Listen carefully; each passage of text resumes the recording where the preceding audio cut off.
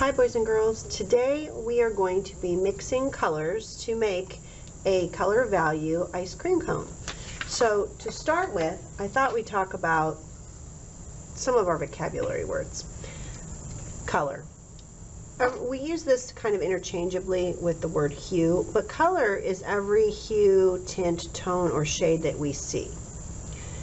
Hue, that's what we're going to be focusing on today, is a dominant specific color in a color family. So all of our primary colors and secondary colors, those are all of the hues, okay? White, black, and gray are never called hues. Those are our neutral colors.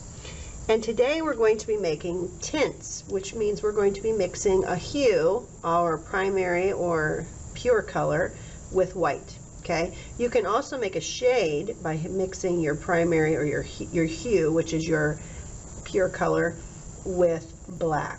And then there's tones, which is mixing the hue with gray. Okay.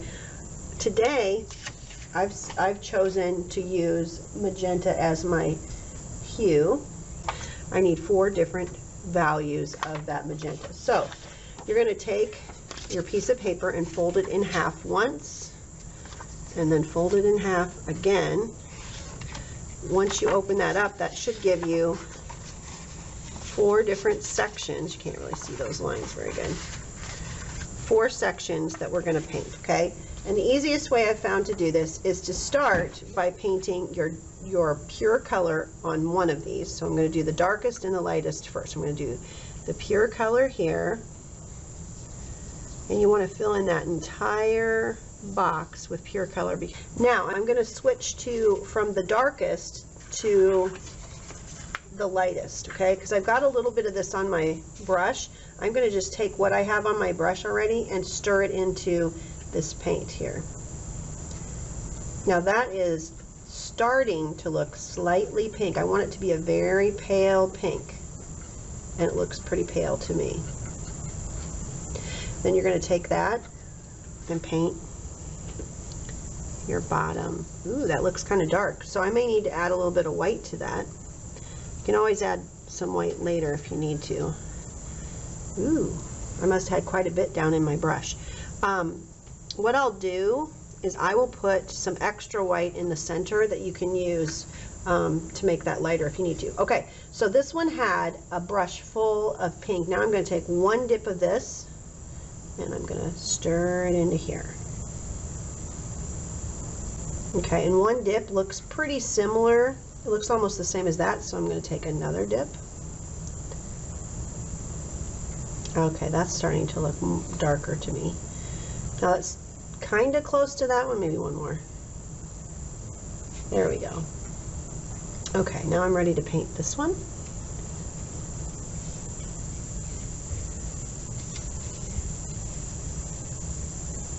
Okay. And then the last one, I'm going to take a lot of this. And actually, I might just try stirring some of this in. I want to save a little bit of that white. I'm going to put just a little bit of that white in here. I want this one to be mostly magenta. Yeah, that looks good. Magenta with a little bit of white. Okay, now those look pretty close. So I think I'm just going to add a little bit more white there. I don't want it to be quite that close. There we go. So you might have to play around with this a little bit. Paint it on there. If it looks a little bit too dark or too light, add a little bit more of the other. That one still looks too dark to me. So you might rinse your brush out. And I'm not going to do that because I'm doing the video here, but you might rinse your brush out and just put more white, straight white on there and kind of mix it on the paper. You don't want to get it too thick though because we need these to dry. We're going to probably have to use a blow dryer. Alright, once you have that done, you're going to set that aside.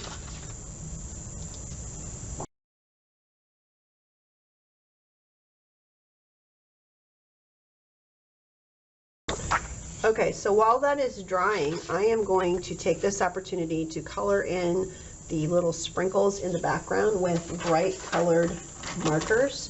So you can just sprinkle them all over the place, going different directions.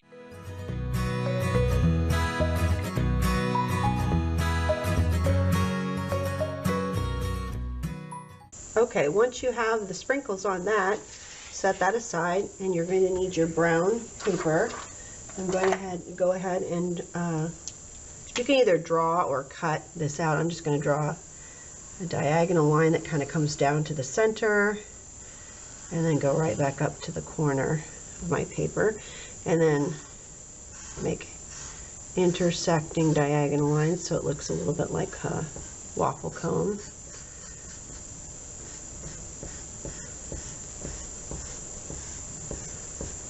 And then you're going to cut that out.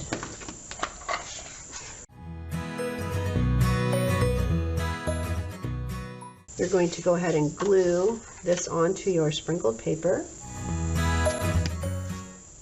Okay, so hopefully your painted paper is dry. Mine isn't, because I'm doing this video and trying to do it pretty fast, but I do have one that I did at a different time that is dry. So we're going to fold that in half again, and then fold it one more time.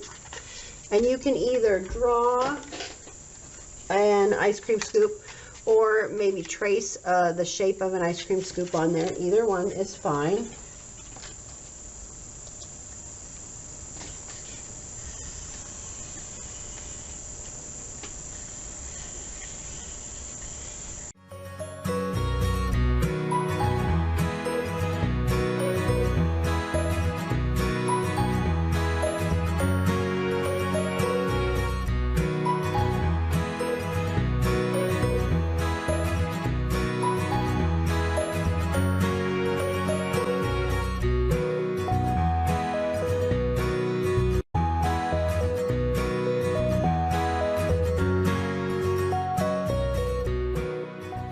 And there you have it, your color value ice cream cones.